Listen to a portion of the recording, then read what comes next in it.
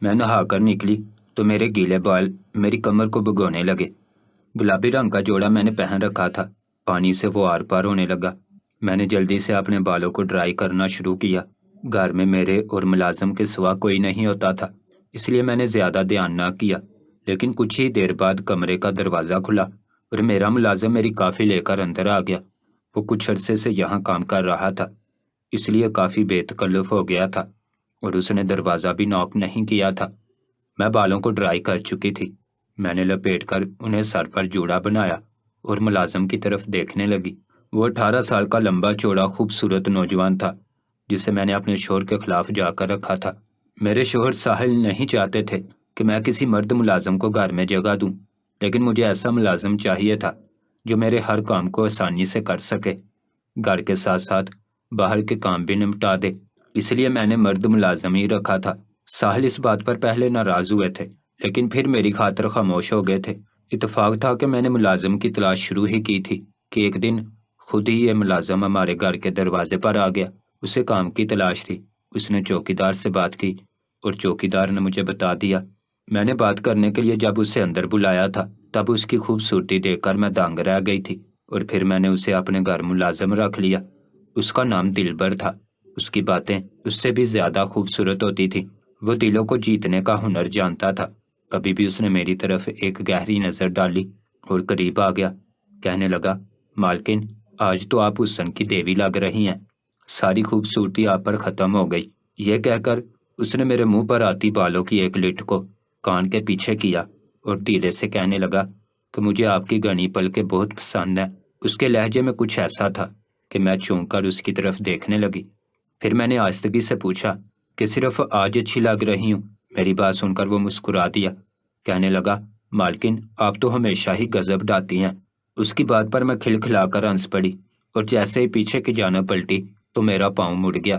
اس نے ایک دم ہی مجھے اپنے بازوؤں میں سنبھالا اور پکڑ کر بیڈ پر بٹھا دیا۔ پھر میرا پاؤں اپنے ہاتھوں میں لے کر سہلانے لگا۔ اس کی اس حرکت نے میرے تن من میں آگ لگا دی۔ میں گہری نگاہوں سے اس کا جائزہ لینے لگی۔ کہاں میرا 50 سالہ بوڑھا شوہر اور کہاں یہ 18 سالہ جوان نوکر۔ اپنے شوہر کو دیکھ کر تو میرے جذبات بھی نہیں جاگتے تھے۔ پھر پچھلی رات بھی میں نے شوہر کی غیر موجودگی میں تڑپ کر ہی گزاری تھی، اس لیے میں غور سے دلبر کو دیکھنے لگی۔ اس نے بھی میری نگاہوں کی تپش محسوس کی تو نظر اٹھا کر میری جانب دیکھنے لگا۔ اس کی آنکھوں میں جذبات کا ایک سمندر مجھے واضح نظر آ رہا تھا۔ وہ بہت محبت سے پوچھنے لگا کہ آپ کو اب بھی تکلیف ہو رہی ہے کیا؟ میرا پاؤں اس کے ہاتھ میں ہی تھا۔ میں نے دھیرے سے انکار میں سر ہلایا اور اس کے سلکی بالوں میں اپنا ہاتھ پھیرنے لگی۔ میں نے بالکل بے ساختہ ہی عمل کیا تھا۔ مجھے خود نہیں معلوم تھا کہ میں نے ملازم کے ساتھ ایسی حرکت کیوں کی، مگر وہ شاید میرے جذبات سے واقف ہو گیا تھا، اس لیے میرے پاس بستر پر ہی بیٹھ گیا۔ پہلی بار ہم دونوں ایک دوسرے کے اتنے قریب تھے۔ اس نے بے تکلفی سے میری کمر کے گرد اپنا بازو ڈالا اور مجھے اپنے قریب کرتے ہوئے کہنے لگا، مالکن، آپ اتنی خوبصورت ہیں، لیکن آپ کے چہرے کی اداسی مجھے اچھی نہیں لگتی۔ میں جانتا ہوں کہ آپ کتنی تنہا ہیں، کتنی اداس رہتی ہیں۔ آپ کی ان بڑی بڑی سیاہ آنکھوں کی اداسی مجھے رات کو سونے نہیں دیتی۔ بار بار آپ کا خیال آتا ہے، مالک پر بھی غصہ آتا ہے۔ آپ جیسی حسین بیوی کو چھوڑ کر نہ جانے وہ کہاں رہتے ہیں، انہیں تو آپ کے پلو سے بندھ جانا چاہیے تھا۔ وہ بہت محبت سے میرے قریب آ چکا تھا۔ اس کی باتیں سن کر واقعی میری آنکھوں میں آنسو آ گئے تھے، کیونکہ میں بہت ہی تنہا تھی، بہت اکیلی۔ وہ میرے کچھ اور قریب آ گیا۔ اس نے اپنی انگلی کے پوروں سے میرے آنسو پونچھ لیے تھے۔ ہمارے درمیان بس چند سانسوں کا فاصلہ تھا۔ وہ میری آنکھوں میں آنکھیں ڈال کر بہت محبت سے مجھے تک رہا تھا۔ بڑی مشکل سے میں یہ کہہ سکی کہ میں ساحل کے ساتھ خوش نہیں ہوں۔ وہ میری خواہشوں کو پورا نہیں کر سکتے۔ انہیں تو اس بات کا بھی خیال نہیں کہ ان کے بغیر میری راتیں کیسے گزرتی ہیں۔ یہ کہہ کر میں نے اپنی نظریں جھکائی تھیں۔ جذبات کی شدت سے میری پلکیں لرز رہی تھیں۔ بے اختیار ہی میرے 18 سالہ ملازم نے میری آنکھوں پر اپنے لب رکھ دیے تھے۔ اس کے لبوں کی حدت نے میرے جذبات کو اور بھی دہکا دیا تھا۔ میں پوری طرح گڑبڑا گئی تھی۔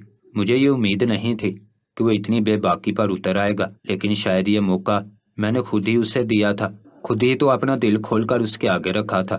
پھر دھیرے سے اس نے اپنی انگلی کو میرے لبوں پر پھیرا اور کہنے لگا، میں آپ کی تنہائی کو مٹانے کی طاقت رکھتا ہوں کہ آپ میری شدتوں کو برداشت کر سکیں گی۔ اس کی بات پر میرا دل زور سے دھڑکا تھا۔ وہ دھیرے سے مجھے بستر پر لٹاتے ہوئے اپنی گستاخیوں کو بڑھانے لگا۔ میری سانسیں بوجھل ہوئیں، میں اپنا آپ کھونے لگی تو اس نے اچانک ہی میرے ہاتھوں کو کس کر جکڑا اور پھر میرے ساتھ۔ گھر کے حالات سے تنگ آ کر میں نے نوکری کرنے کا فیصلہ کیا تھا۔ وہی ہر وقت کی پیسے کی تنگی، ابا کی پینشن میں گزارا نہیں ہوتا تھا، بھائی کی کمائی ان کی بیوی اور بچوں پر خرچ ہو جاتی تھی، میں اور میری بیوہ ماں بس منہ تکتے رہ جاتے۔ 2 وقت کی روٹی بھی بڑی بے عزتی کے ساتھ ہمیں دی جاتی تھی۔ باپی ہر وقت تانے مارتی اور کہتی کہ میرے میاں کی کمائی پر تم دونوں ڈائن بن کر بیٹھ گئی ہو، جبکہ وہ ہم پر 1 روپیہ بھی خرچ نہیں کرتی تھی۔ بڑی مشکل سے ہی ہمیں کھانا ملتا تھا۔ ابا کی پینشن سے بل ادا کرنا اماں کی ذمہ داری تھی۔ 2 جوڑے بھی ہم عید پر ہی بنوا پاتے تھے۔ کب تک میں ایسے گھٹ گھٹ کے زندگی گزار سکتی تھی؟ ایک دن میں نے اماں سے کہہ دیا کہ اب تمہارے بیٹے کے ٹکڑوں پر میں نہیں پل سکتی، مجھے نوکری کرنے دو۔ میری بات پر اماں نے غصے سے مجھے دیکھا، کہنے لگی تیرے باپ کو تیرا باہر نکلنا پسند نہیں تھا، اس لیے تجھے 10ویں جماعت کے بعد پڑھنے نہ دیا، اور تو نوکری کی بات کر رہی ہے۔ میں نے غصے میں اماں سے کہا کہ ابا خود تو مر گئے، لیکن اب میں جیتے جی نہیں مر سکتی۔ تم دیکھتی نہیں ہو تمہاری بہو میرے ساتھ کیسا سلوک کرتی ہے۔ میں نوکری کے لیے جا رہی ہوں، کہیں نہ کہیں مجھے نوکری مل جائے گی۔ میری بھابھی کے کانوں میں یہ بات پڑی تو وہ خوب زور سے ہنسی اور کہنے لگی 10 جماعتیں پڑھی نہیں اور چلی نوکری کرنے۔ ایسا لگ رہا ہے باہر مفت میں نوکریاں بٹ رہی ہیں، جا جا کر جوتے چٹکھا، 4 دن میں ہوش ٹھکانے آ جائیں گے۔ گھر کا کام تو اس سے ہوتا نہیں، نوکری کرے گی۔ بھابھی نے میرے اندر کی آگ کو اور بھڑکایا تھا۔ میں سارا دن گھر کے کام کرتی تھی، اس کے باوجود وہ مجھے کام چور ہی کہتی تھی۔ میں اسی دن سے نوکری کی تلاش میں لگ گئی۔ بھائی کے جاتے ہی میں بھی نکل پڑتی اور دوپہر تک سڑکوں پر ماری ماری پھرتی، لیکن نوکری تھی کہ ہاتھ ہی نہیں آ رہی تھی۔ کوئی تعلیم پوچھتا، کوئی ڈگری، کوئی تجربہ، میرے پاس کچھ بھی نہیں تھا۔ بس ایک چیز میرے پاس تھی جو شاید دوسری لڑکیوں کے پاس نہیں تھی، اور وہ میری خوبصورتی تھی۔ میری بڑی بڑی سیاہ آنکھیں اور ان پر گھنے پلکیں، مخروطی ہونٹ اور گورا چٹا رنگ۔ جو مجھے دیکھتا وہ ایک بار پلٹ کر ضرور دیکھتا۔ مجھے لگتا تھا کہ میری یہی خوبصورتی میرے کچھ کام آئے گی، لیکن پھر بھی 4 دن تک مجھے کوئی نوکری نہ ملی۔ میں ہمت ہار گئی۔ اماں کہنے لگی اب جانے کی ضرورت نہیں ہے، گھر بیٹھ جا۔ لیکن بھابھی نے پھر تانا مارا کہ ہو گیا شوق پورا، چل اب جا کر صفائی کر، چھت گندی پڑی ہے، چھت کو بھی اچھی طرح دھو لینا۔ دوپہر کی سڑی دھوپ میں بھابھی نے مجھے چھت دھونے کا کام بھی پکڑایا تھا، اور ایک بار پھر میں نے نوکری کرنے کی ضد پکڑ لی تھی۔ اگلے دن میں صبح سویرے پھر نکل پڑی، ایک بڑے سے دفتر میں جیسے تیسے داخل ہو گئی، لیکن ریسیپشنسٹ نے صاف کہہ دیا کہ آپ کے لیے جگہ نہیں ہے۔ اس سے پہلے کہ میں دفتر سے باہر نکلتی، میری نظر سامنے کمرے پر پڑی، جس کے باہر لگی تختی بتا رہی تھی کہ یہ مالک کا کمرہ ہے۔ تیزی سے اس ریسیپشنسٹ کو نظر انداز کرتے مالک کے کمرے میں ہی گھس گئی۔ ریسیپشنسٹ میرے پیچھے پیچھے آئی، لیکن تب تک میں اندر گھس چکی تھی۔ مالک جو ایک 50 سال کا آدمی تھا، اس نے ایک گہری نظر مجھ پر ڈالی اور ریسیپشنسٹ کو واپس جانے کا اشارہ کر دیا۔ وہ مجھے غصے سے گھورتی ہوئی چلی گئی۔ میں مالک کے آگے جا کر کھڑی ہو گئی اور کہا مجھے نوکری کی ضرورت ہے، میں بہت پریشان ہوں، میری مدد کر دیں۔ اس 50 سالہ بوڑھے نے اپنی گہری نگاہوں سے میرے وجود کا بھرپور جائزہ لیا اور پھر اپنے قریب ہی پڑی کرسی پر مجھے بیٹھنے کا اشارہ کیا۔ میں جلدی سے کرسی پر بیٹھ گئی اور مالک کا چہرہ دیکھنے لگی۔ اس نے میرے ہاتھ میں پکڑی فائل لی، جس میں سوائے میرے 10ویں جماعت کے کاغذوں کی اور کچھ نہیں تھا، اور وہ فائل دیکھے بغیر ایک طرف رکھ دی۔ پھر کہنے لگا کہ کیا نوکری کرنا چاہتی ہو؟ میں نے کہا اگر آپ جوتے صاف کرنے کو کہیں گے تو وہ بھی کر دوں گی، لیکن مجھے ابھی نوکری کی ضرورت ہے۔ میں نے خود کو پوری طرح مٹی کر دیا۔ وہ 50 سالہ مالک دھیرے سے مسکرایا اور کہنے لگا چلو پھر ایسا کرو کہ میرا کوٹ اتارو اور میرے کاندھے دباؤ، کام کر کر کے میں تھک چکا ہوں۔ مالک کی اس فرمائش پر میں حیران رہ گئی، لیکن پھر میں نے آگے بڑھ کر مالک کا کوٹ اتار کر پیچھے ہینگ کیا اور آہستگی سے ان کے کاندھے دبانے لگی۔ مالک نے اچانک ہی میرے دونوں ہاتھ پکڑ لیے اور مجھے کھینچ کر اپنے قریب کر لیا۔ میں جو ان کی کرسی کے پیچھے کھڑی تھی ان کے کاندھوں پر جھول گئی۔ وہ آہستگی سے کہنے لگے میری سیکرٹری بنو گی، زیادہ کچھ نہیں کرنا، بس میری تھکاوٹ اتارنی ہوگی۔ پہلے تو میرا دل پوری طرح سے دھڑک اٹھا، دل چاہا کہ ایک زوردار تماچا دے ماروں، لیکن پھر خیال آیا کہ اگر اب بھی نوکری نہ ملی تو بھابھی نے مجھے بہت تانے دینے ہیں، گھر کے 4-6 کام اور میرے سر ڈال دینے ہیں۔ میں مزید اب گھر کی چار دیواری میں گھٹ گھٹ کر نہیں جی سکتی تھی، اس لیے بہت سوچ کر میں نے آہستگی سے کہا کہ میں آپ کے قدموں کی دھول بننے کو بھی تیار ہوں۔ میں جانتی تھی کہ وہ مجھ سے کیا چاہتے ہیں، پھر بھی میں راضی ہو گئی تھی، اور انہوں نے مجھے اپنی سیکرٹری کے طور پر رکھ لیا۔ میرا کچھ زیادہ خاص کام نہیں تھا۔ صبح سے شام تک جب جب وہ فارغ ہوتے مجھے اپنے قریب بٹھا لیتے، کبھی اپنے کاندھے دبواتے تو کبھی میرے ہاتھ پکڑ کر عجیب و غریب باتیں کرنے لگتے۔ پھر دھیرے دھیرے قربتیں بڑھنے لگی، وہ مجھے اپنے ساتھ ہوٹلز لے جانے لگے۔ بند کمروں میں ہم کئی گھنٹے ایک ساتھ گزارتے۔ میری تنخواہ بڑھتی چلی گئی، میری عیاشیوں میں اضافہ ہو گیا۔ بھابھی تو میری تنخواہ پر ہی حیران تھی۔ پھر میں مہنگے ترین کپڑے بنانے لگی تو ان کی آنکھیں کھلی کی کھلی رہ گئیں، لیکن اب میں بھابھی کو جواب دہ نہیں تھی۔ میں اپنے پیروں پر کھڑی ہو چکی تھی۔ میری اماں نے کئی بار سمجھایا کہ غلط راستے پر نہ چلنا، لیکن مجھے اب کسی کی کوئی بات سمجھ ہی کہاں آتی تھی۔ دولت کا نشہ میرے سر پر سوار ہو چکا تھا۔ پھر ایک دن میری اماں بھی اس دنیا سے چلی گئی۔ اس دن میں بہت روئی، کیونکہ میرا آخری رشتہ بھی شاید مجھ سے چھن گیا تھا۔ بھائی بھابھی تو کبھی میرے تھے ہی نہیں۔ اماں کے جانے کے بعد بھابھی نے مجھے پورے محلے میں بد کردار مشہور کر دیا اور مجھ پر دباؤ ڈالنے لگی کہ میں گھر چھوڑ دوں۔ مجھے سمجھ نہیں آ رہا تھا کہ گھر چھوڑ کر میں کہاں جاؤں گی۔ مالک نے جب میری ایسی حالت دیکھی تو کہنے لگے، مجھ سے شادی کرو گی؟ میں تمہیں اپنے فلیٹ میں جگہ دوں گا، تم وہیں سکون سے رہنا۔ میں نے مالک کو حیرت سے دیکھا اور پوچھا کہ آپ تو شادی شدہ ہیں؟ وہ کہنے لگے، ہاں، میری پہلی بیوی نے مجھے کبھی خوشی نہیں دی، ہر بات پر جھگڑے کرتی ہے، بس خاندان سے ہے، اس لیے مجبوری میں نبھا رہا ہوں، لیکن یقین کرو میرا دل تو تمہارے ساتھ جڑ گیا ہے۔ 50 سالہ بوڑھے مالک نے مجھے خود شادی کی پیشکش کی تھی۔ میں بھی اب بھابھی اور بھائی کا گھر چھوڑنا چاہتی تھی، اس لیے راضی ہو گئی۔ سادگی سے نکاح ہوا اور ساحل نے میری نوکری چھڑوا دی اور مجھے فلیٹ کی حد تک محدود کر دیا۔ لیکن کچھ دنوں میں مجھے اندازہ ہو گیا کہ ساحل کروڑ پتی آدمی تھے جن کے پاس کئی بنگلے تھے، اس لیے ایک دن میں نے صاف کہہ دیا کہ مجھے کسی بنگلے میں جگہ دیں، میں اس چھوٹے سے اپارٹمنٹ میں نہیں رہنا چاہتی۔ وہ کہنے لگے کہ اکیلے بڑے بنگلے میں کیسے رہو گی، چھوٹا سا اپارٹمنٹ ہے، یہاں تو تم ایڈجسٹ کر لو گی، لیکن بنگلے میں ساتھ میں لوگوں کی بھی ضرورت ہوگی۔ میں نے کہا میں ملازم رکھ لوں گی، لیکن یہاں نہیں رہوں گی۔ مجھ پر ضد سوار ہو گئی تھی، بالکل ویسے ہی ضد جیسی نوکری کرنے کی تھی، اور پھر ساحل نے مجبوراً مجھے بنگلے میں شفٹ کر دیا۔ شروع میں تو وہ میرے پاس زیادہ آتے تھے، لیکن پھر دھیرے دھیرے وہ ہفتے میں ایک بار آنے لگے۔ انہیں اپنی پہلی بیوی کو بھی شکل دکھانی ہوتی تھی۔ وہ میری ساری خواہشات پوری کرتے، لیکن میری جنسی خواہشات کو مکمل نہ کر پاتے۔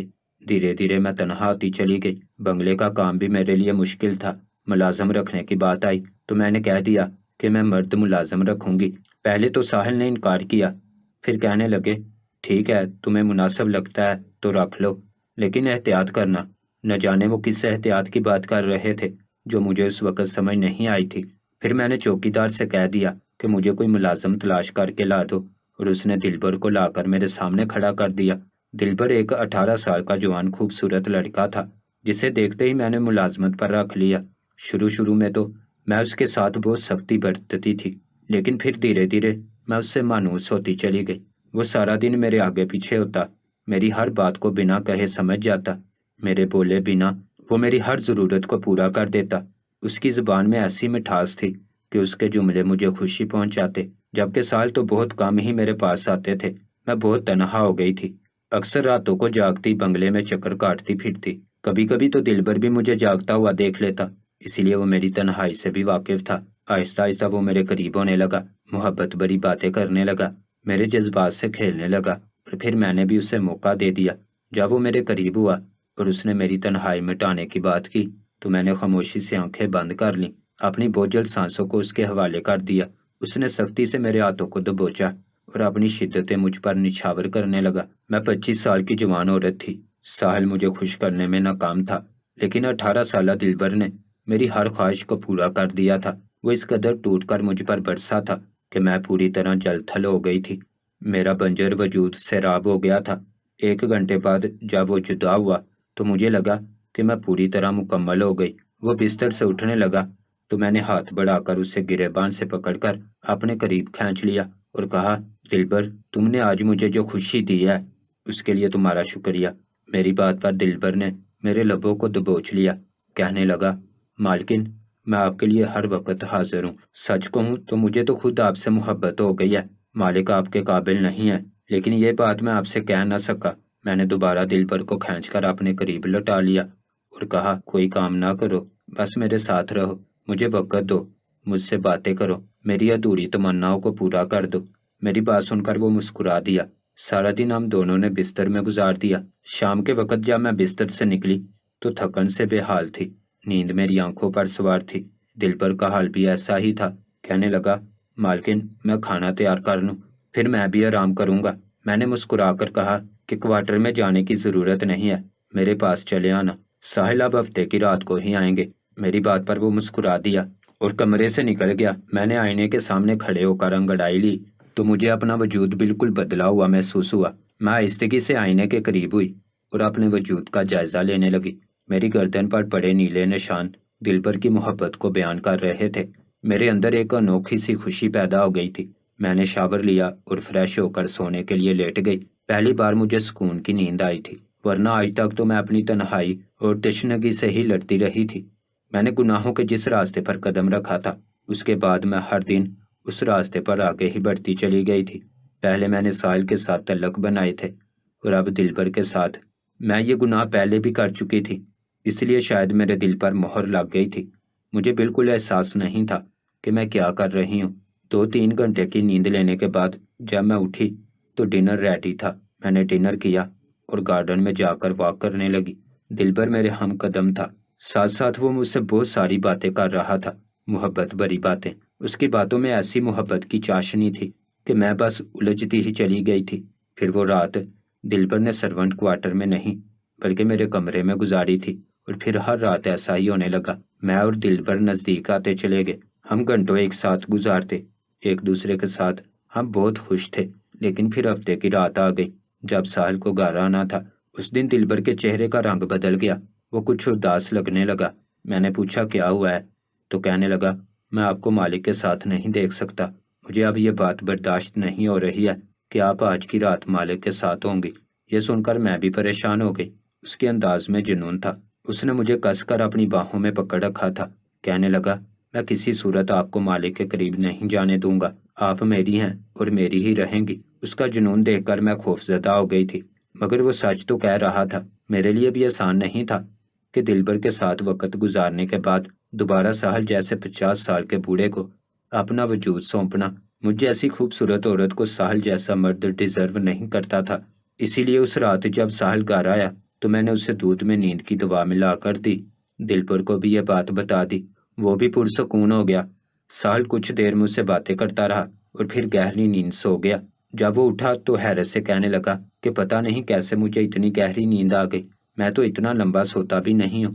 میں نے مسکرا کر کہا کہ یہ میری قربت کا سکون ہے جس نے آپ کو پرسکون نیند دی ہے۔ میری بات سن کر ساحل مسکرا دیا، پھر کہنے لگا کہ میں تمہارے ساتھ وقت گزارنے آیا تھا، لیکن ساری رات ایسے ہی نکل گئی، اب میں کچھ دیر سے جاؤں گا۔ یہ کہہ کر وہ میرے قریب آ گیا۔ اس نے زبردستی پکڑ کر مجھے اپنے بازوؤں میں جکڑا تو میری جان نکلنے لگی۔ میں بھی اب ساحل کی موجودگی کو برداشت نہیں کر پا رہی تھی۔